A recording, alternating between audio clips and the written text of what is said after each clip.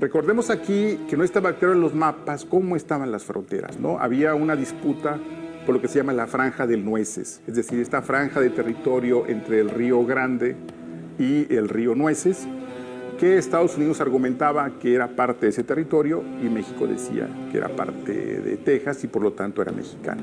Entonces, entre 1835 y 1845 hubo tropas mexicanas y norteamericanas vigilando esa franja del Nueces. El conflicto se da hacia 1845 en Carricitos, en la que tropas mexicanas atrapan, las aprenden y ejecutan a unas personas. Y eso es el gran pretexto de los Estados Unidos, al decir la famosa frase de que sangre norteamericana ha sido derramada en territorio norteamericano. Finalmente, lo que tenemos es una declaración de guerra entre México y Estados Unidos y el estallido del conflicto.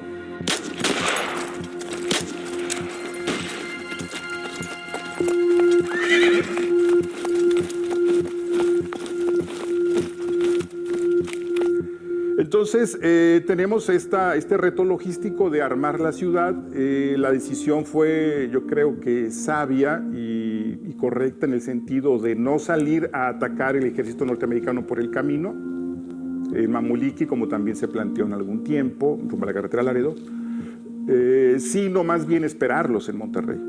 Aprovechar una gran ventaja que tiene esta ciudad y que nos lo heredó la geografía a través de millones de años, que es las montañas. Monterrey, para aspectos militares, es una fortaleza natural. Tienes cubierto el lado oriente con el Cerro de la Silla, tienes cubierto el sur con la Sierra Madre y también hacia Saltillo. Entonces, la única forma en que se puede tomar la ciudad es por el norte.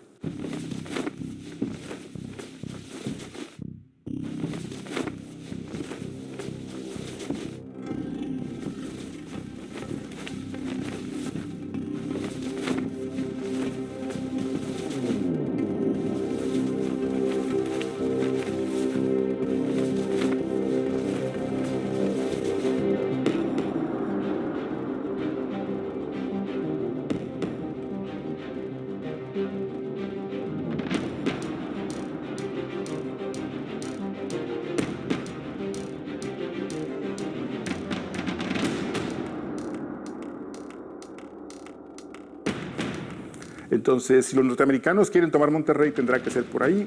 Y eso ya te da una certeza de que hay que fortificar esa ala. Y es lo que hace el ejército mexicano.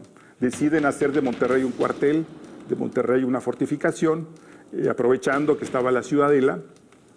Entonces, es un momento muy crítico para la ciudad porque tiene que tomar una decisión de si dos se quedan para defender Monterrey o se van de la ciudad.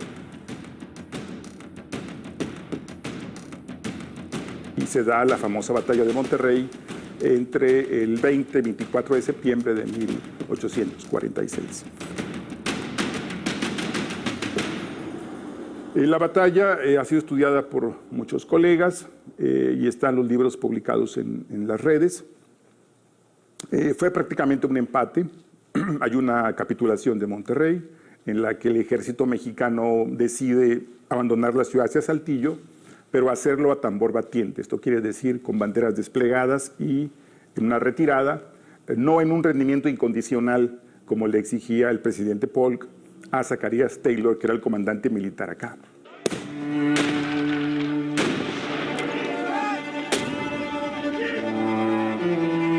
Entonces, Nuevo León estuvo ocupado por 2 años por tropas norteamericanas. Fue un proceso difícil porque tuvimos un gobernador norteamericano, porque tuvimos tropas en la ciudad, porque la ciudad había sido destruida por los ataques y durante 2 años Nuevo León tuvo que convivir con esta difícil realidad que es tener encima un ejército de ocupación.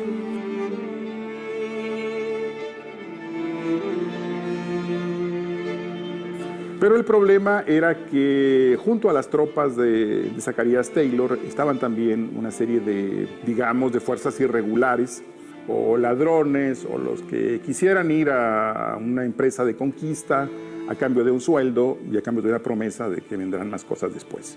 Pero estando acá ya en México, pues se inconforman porque ven que realmente no les cumplen a tiempo con los pagos y demás y deciden cambiarse al bando de México, que les está ofreciendo más dinero y más terreno para poder asentarse, y ellos van a integrar más adelante el batallón de San Patricio.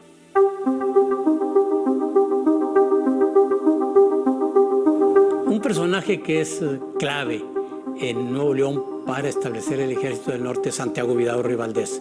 Este individuo que sirvió, él entró de escribano al gobierno del Estado. De ahí, así empieza su carrera política, y de ahí Vidaurri, que era muy buen organizador, va a organizar un ejército, pero un ejército profesional. ¿Por qué razón? Les pagaban, los traía bien uniformados y con las armas más modernas por la cercanía con Estados Unidos.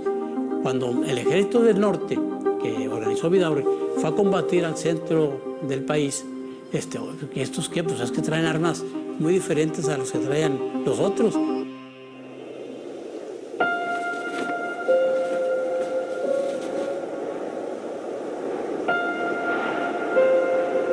Los estados del noreste, Nuevo León, Coahuila, Tamaulipas, tenían sus propios problemas. Sus problemas eran fundamentalmente los ataques de los indios que mermaban la economía, asesinaban familias, secuestraban mujeres, niños. En Estados Unidos, la expansión norteamericana empieza a empujar a los comanches, a los apaches, hacia el sur. Ese sur, parte de él es Nuevo León. Así es que estos grupos venían y atacaban las haciendas.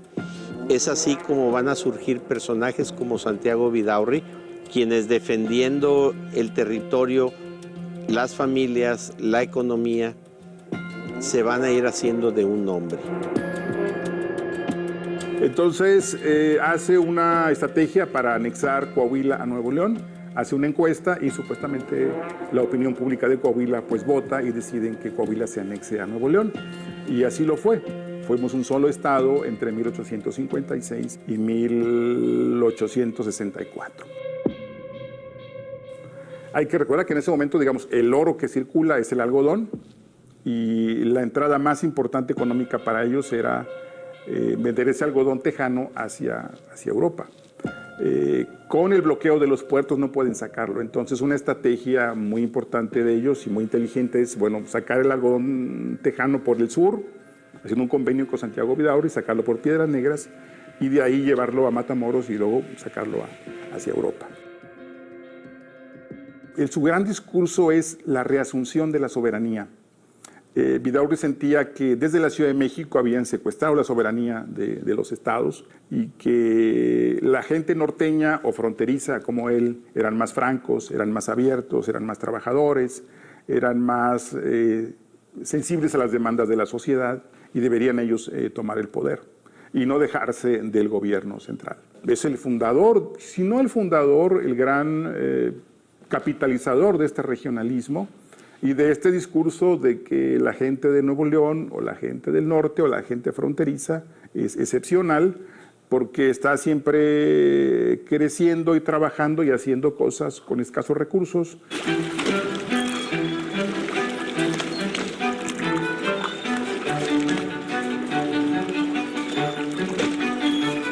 Viendo las condiciones geopolíticas del mundo, van e invitan a Maximiliano de Habsburgo a que se venga como emperador a nuestro territorio. Llegará a nuestro país y estará estableciendo lo que se ha denominado por algunos como la tercera conquista al territorio nacional. ¿Por qué conquista? Porque la cultura, porque las normas, porque la forma de vida se va a ver alterada por esta invasión que vivimos de Maximiliano, respaldado por los ejércitos franceses. Es en esta etapa en donde Juárez va a crecer como personaje porque empieza a emigrar. Finalmente, estando en San Luis Potosí, casi derrotado, traicionado por sus generales como González Ortega, decide emigrar hacia el norte, a Monterrey. Las fuerzas de Juárez, comandadas por Mariano Escobedo, nuevoleonés, de Galeana, Nuevo León, quien encabeza las fuerzas y aprende al emperador, a Miramón, a Mejía, los generales que son fusilados junto a Maximiliano.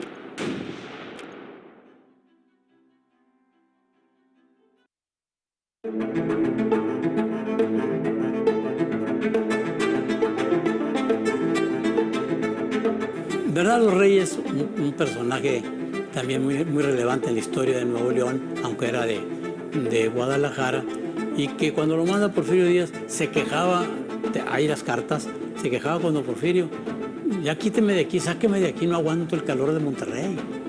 Y hay un industrial de apellido Ferrara, italiano, Vicente Ferrara, que se establece en Saltillo y pone una fundición, pero allá no le dan facilidades. Entonces viene con Bernardo Reyes y le dice, ¿cómo no acá ponemos las fundiciones? Y ahí entonces se va a crear la fundidora de fierro y acero. Y entonces se vino las fundiciones para acá y de ahí empieza el gran boom industrial de Nuevo León.